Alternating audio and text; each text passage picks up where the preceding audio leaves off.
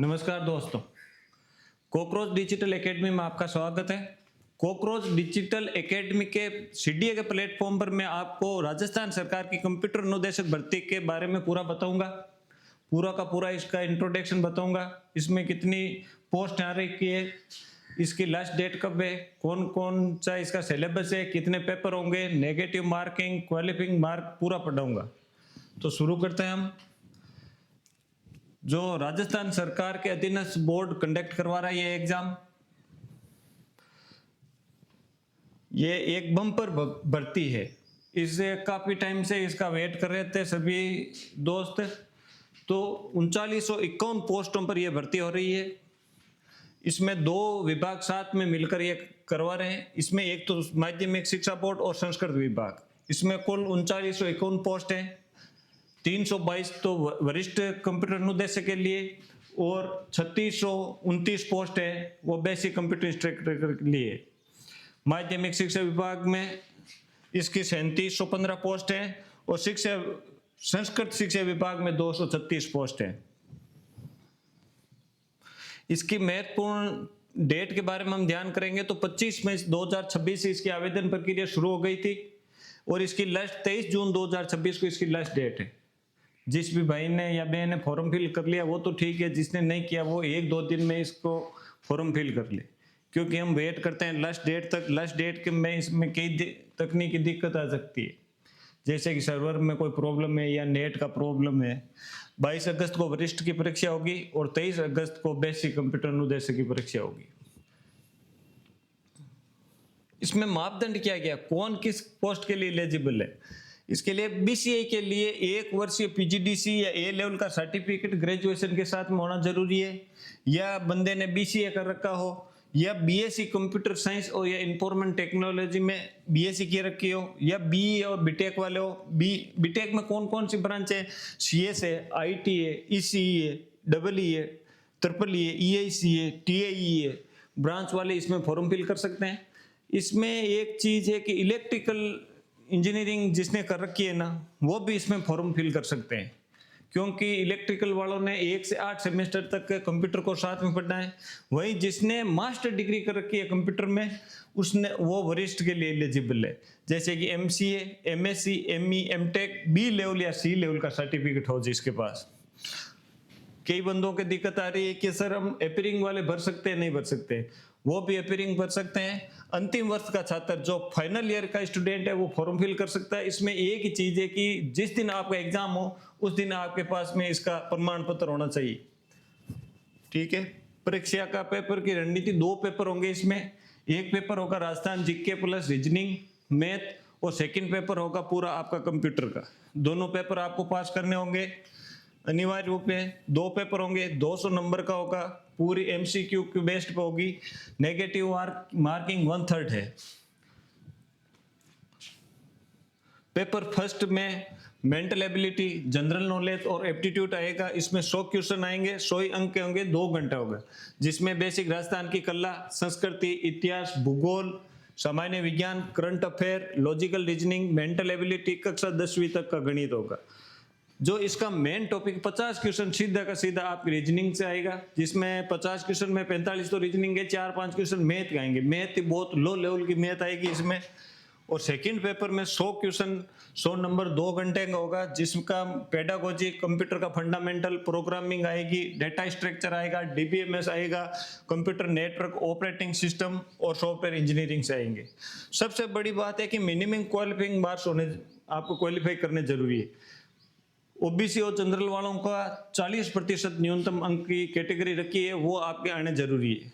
मेरा ऐसा मानना है कि जिसके 40% मार्क आ जाएंगे वो सरकारी शिक्षक बनने से उसे कोई रोक नहीं सकता। पिछली बार वैकेंसी आई थी 10,000 पोस्टों की, उसमें काफी पोस्टें खाली रही थी क्योंकि बच्चे पूरे पास नहीं हुए थे। और यही कैटेगरी एससी और एसटी के लिए 5% की छूट दी गई है, जिसमें आपको 35% अंक लाने जरूरी है। बेसिक कंप्यूटर इंस्ट्रक्चर का सिलेबस क्या है वो मैं आपको बता दूं। पेपर फर्स्ट में सिलेबस में और सेकंड में ज़्यादा कोई अंतर नहीं है, थोड़ा कंप्यूटर का अंतर है। वही पेपर फर्स्ट का सिलेबस में जैसे राजस्थान जी के general science, current affair, reasoning, class 10 तक लेवल की मैथ आएगी। सेकंड पेपर में आएगी पेडागोजी, 4 से 5 क्वेश्चन के बीच में पेडागोजी का आएंगे, जो सीधा सीधा सा सवाल पुटअप करेंगे। मेंटल एबिलिटी और major IT develop, second paper में भी हमें ध्यान रखना है कि रीजनिंग के 10 से 12 क्वेश्चन आएंगे।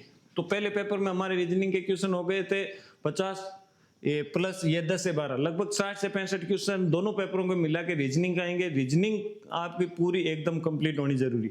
रीजनिंग और कंप्यूटर जिसने कंप्लीट कर लिया है वो इस वैकेंट मतलब इस नौकरी में पक्का लगेगा। रीजनिंग तो कंप्लीट और पूरी मेरा ये मानना कोशिश रहेगी कि रीजनिंग और कंप्यूटर में आपको 60 दिन के अंदर पूरी कंप्लीट करवाऊं। इसमें कंप्यूटर का ये कि पूरा का पूरा टॉपिक वाइज हम पूरी पढ़ नहीं पाएंगे। जो पीजीडीसी और बीसीए या कर रखा है या काफी दिनों से जो तैयारी से दूर था बंदा, उसको ये पूरा सिलेबस करने में लगभग साल भर लगेगा। हमारे पास 60 दिन है। 60 दिन में हमें क्या पढ़ने ताकि हम पूरे सेकंड पेपर में 50 से 60 क्वेश्चन हो और फर्स्ट पेपर में 80 से 90 के क्वेश्चन बीच में अपने राइट हो। तो सेकंड पेपर की पूरी स्ट्रेटजी मैंने बना रखी है, कौन कौन से टॉपिक पढ़ने हैं, कौन कौन टॉपिक से क्या क्या क्वेश्चन आएंगे। फालतू के हम कुछ नहीं पढ़ेंगे। जैसे मैं आपको बता दूं कि C++ के प्रोग्रामिंग है या कोई सी के प्रोग्राम है, उसका आउटपुट क्या होगा, उसका एजुकेशन कैसे होगा, उसमें कोई एरर आ रही है वो कहाँ कैसे फाइंड करें, वो चीजें पढ़ने का कोई मतलब नहीं है। हम वही टॉपिक पढ़ेंगे जो जिससे 7 से 8 क्वेश्चन हमारे आसानी से हो जाए। और हमें सेकंड पेपर क्वालिफाई करने के लिए 40 नंबर चाहिए। 40 में से 14 से 15 क्वेश्चन तो पेडागोजी और रीजनिंग के हो जाएंगे। हमें 26 से 30 क्वेश्चन और देखने, जिससे मेरा टारगेट रहेगा आपको 60 क्वेश्चन करवाने का। सेकंड में 85 क्वेश्चन में से 60 क्वेश्चन मैं पूरा आपको यहाँ करवाऊंगा 60 दिन के अंदर। हर दिन का ये सोच लो कि हर दिन का 1 अंक हमारा होगा। सेकंड पेपर में फंडामेंटल ऑफ कंप्यूटर पूरा कंप्लीट हो जाएगा अपना। डाटा प्रोसेसिंग हो जाएगी, प्रोग्रामिंग फंडामेंटल जिसमें प्रोग्रामिंग है, डीएसए कंप्यूटर, ये आपने सिलेबस देख लिया है।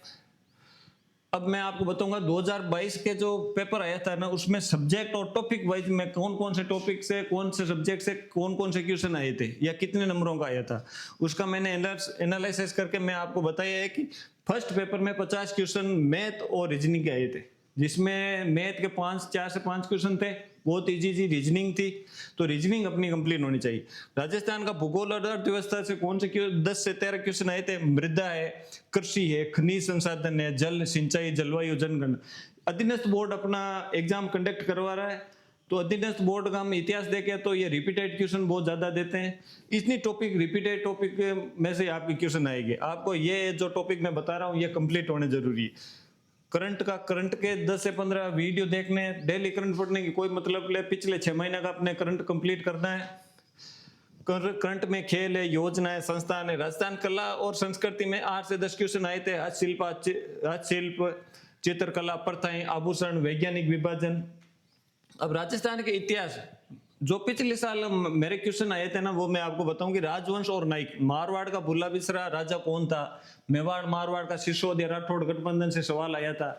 इससे ये है कि हमें कौन कौन से टॉपिक पढ़ने हैं। हिस्ट्री है तो बहुत, राजस्थान की हिस्ट्री बहुत बड़ी है, तो हमें मेवाड़ है, मारवाड़ है, ये 2-3 टॉपिक पूरे कंप्लीट करने। ऐतिहासिक युद्ध पूरे होने चाहिए आपको। घटना, आधुनिक इतिहास पढ़ना है। राजस्थान विज्ञान से क्वेश्चन आए, नहीं सामान्य विज्ञान से जो क्वेश्चन आए थे ना 8 क्वेश्चन, उसमें जीव विज्ञान और भौतिक और पर्यावरण विज्ञान से आए थे। अब हम चलते हैं सेकंड पेपर में।